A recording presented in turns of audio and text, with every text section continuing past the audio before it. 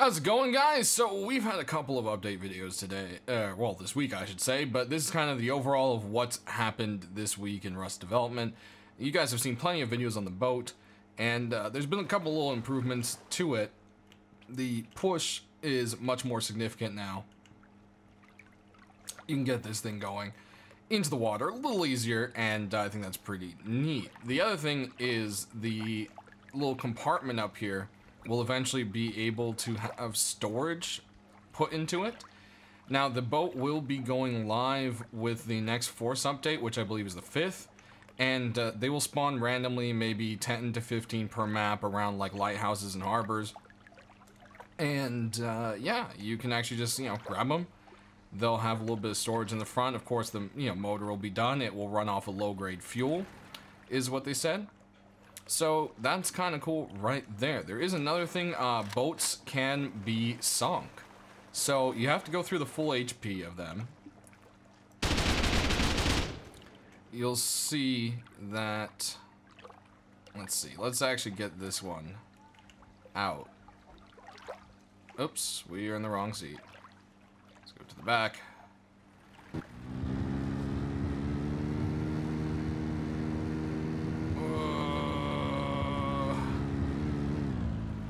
There we go, a little deeper water. And we're gonna just glide up here. And you'll see it's almost done. They got about 400, well, they have exactly 400 HP. And boom, there it goes. Bye-bye, boat. You sunk my battleship. You'll see 0 HP. And there she goes. So yeah, that's kind of a cool little thing right there. So as of for boats, that's about all the information we have right now. Whether they'll be buildable on different kinds, upgradable, can you add like a gun to the front of it, whatever, that kind of stuff, we don't know yet. That is for the future to determine.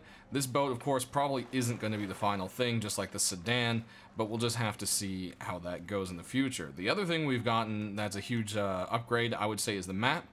Gary's been doing some work on the map, and as you can see, it now shows the topology much more.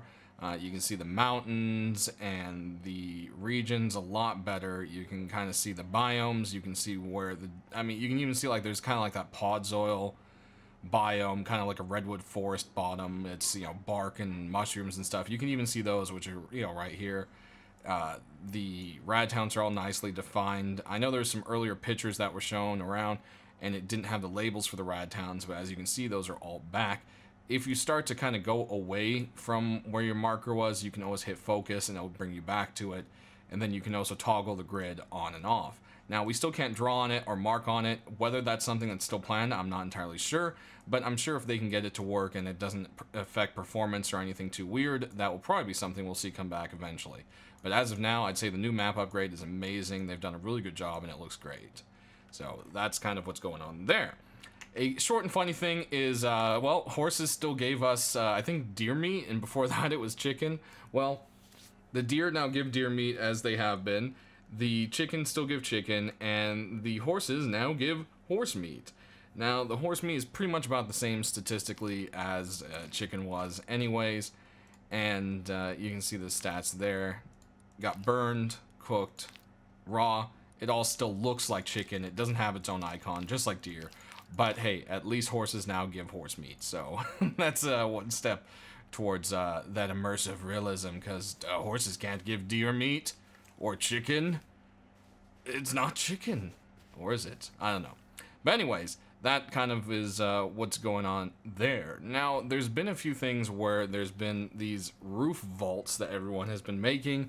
Facepunch said that's not intended, and they will be getting rid of it. So, as you can see, this short little clip I'll play a couple of times that Alistair was cool enough to send to me, is they've worked on it to where if you start to build over it, it automatically puts a wall, and it'll close up, and you can't really mess with it the way you did before. This is still early in progress, but they're working at making it to where you can still do cool things with the roof as they're intended to be as roofs, but not sit there and make crazy vaults out of them either. So that's kind of what's going on there. You'll also see that Happus is getting some updates, and Alistair sent me a few pictures that are early. Now, these are subject to change. He said they've done a little more detail work and etc. since then. But as you can see, this is Site B3 has been made. This is going to be a lot of barrels and then a low chance of getting some green crates. So that's a really cool thing right there. You'll also see that the Sat Dish, or Site A, I believe it is, has the sewers open now. And, or well, with our next update, I should say, as well as some roads added to it as well now. So they've done some nice little upgrades to that. Happus is starting to shape up. They've done a little work to Savis as well. They've added some of the new items to the loot tables over there, which is pretty cool as well. But that pretty much does it for this week, guys. I've already covered, the majority of stuff, which was the boat stuff in the last update. So we will pretty much, that will do it. Next week, whatever happens to come in will be covered, of course, as always, so be sure that you're subscribed, or at the very least, follow me on Twitter or in my Discord or something like that, so you don't miss the notifications, because YouTube has been pretty bad at that lately. But we'll see you guys next week. As always, thanks for watching, and I hope you guys have yourselves a great weekend.